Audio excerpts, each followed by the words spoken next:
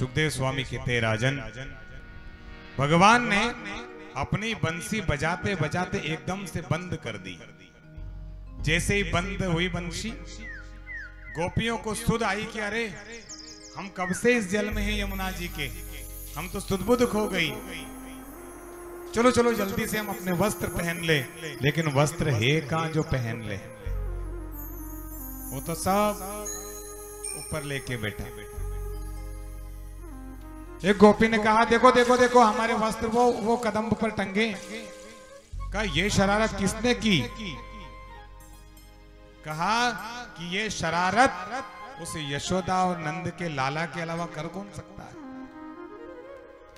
वो देखो उसका एक पांव वो दिख रहा है, छोटा सा पांव नीचे लटक रहा है, वही बैठा है।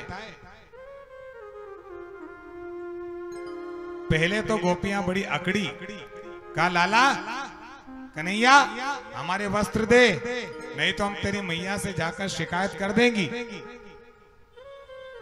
कन्हैया ने कहा जाओ, अभी शिकायत करके आओ, देर मत करो। वो जल में से निकले तब तो शिकायत करे। फिर गोपियों ने मक्खन लगाना शुरू किया। कन्हैया लाला तू तो कितना अच्छा है, कितना सुंदर है, सांवरी सूरत है, मोहिनी मूरत है, तू तो बड़ा आज्ञाकारी है माँ यशोदा का, तू तो ब्रिज का तारा है, हमारे वस्त्र दे देना। भगवान ने कहा ऐसे मांगोगी तो कुछ हो सकता है। कहा ठीक क्या करें? कहा हाथ जोड़ो, हमको प्रणाम करो। गोपियों ने कहा ले भैया हाथ जोड़ लिए, प्रणाम भी कर लिया। कहा ठीक है एक काम करो, अपने अपने वस्त्र ले जाओ। कहां से ले जाओ? कहा ये टंगे। कन्हैया हमारे वस्त्र तू दे भाई, हम कैसे ले सकती हैं? तो कन्हैया ने कहा कि मुझे पता नहीं है कौन सा किसका है, वो तो वहां पड़े थे, गंदे हो रहे थे, मैंने सोचा यहां ऊपर रख दूं। गोपियों ने कहा कि हमें बाहर आने में लज्जा आती है, बस यही शब्द भगवान को सुनना था। तो भगवान ने कहा अच्छा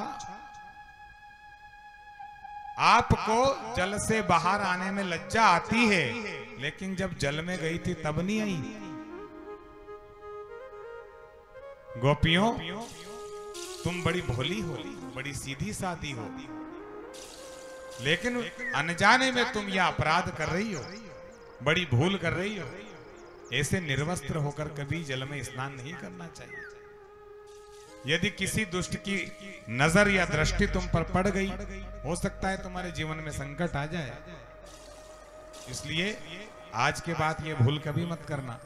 आप जानती हैं कि जल के भगवान जो वरुण है उनका अपमान होता है निर्वस्त्र स्नान करने से।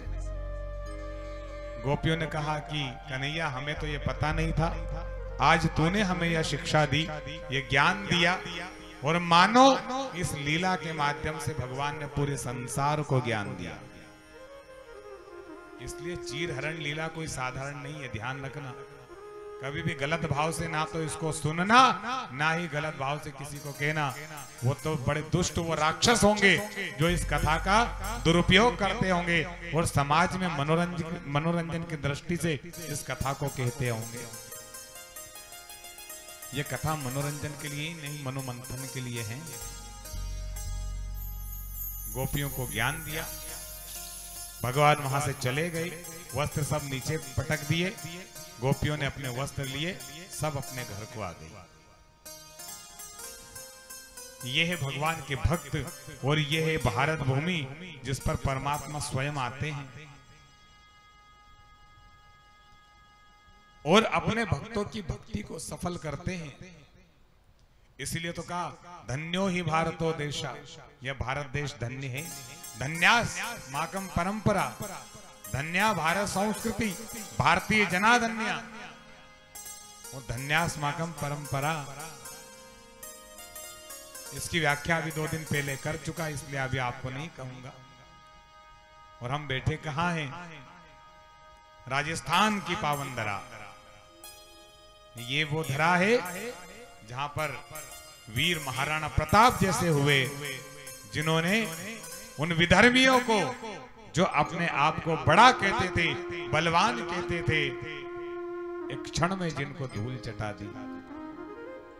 वे महाराणा प्रताप इस देश की रक्षा के लिए, इस देश के गौरव और भारतीय लोगों की रक्षा के लिए, जिन्होंने जंगल में घास की रोटियां भी खाना पड़ी तो खाई, लेकिन अपना जीवन इस देश के लिए, इस देश की भूमि के लिए समर्पित कर दिया।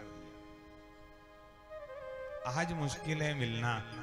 अब कहां वो महाराणा प्रताप, कहां वो वीर शिवाजी।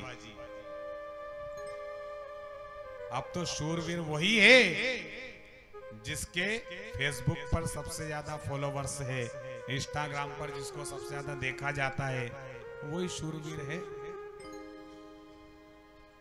बाकी महाराणा प्रताप जैसे शूरवीर तो ये धरती पुकार करती है और कहती है, ये देश के लोग जो भारत से प्रेम करते हैं, इस भूमि से प्रेम करते हैं, वे इस देश की माताओं से प्रार्थना करते हैं, जननी जने तो ऐसो जन के दाता के सूर, नी तो रीजे बांझनी काहे गवाए नूर।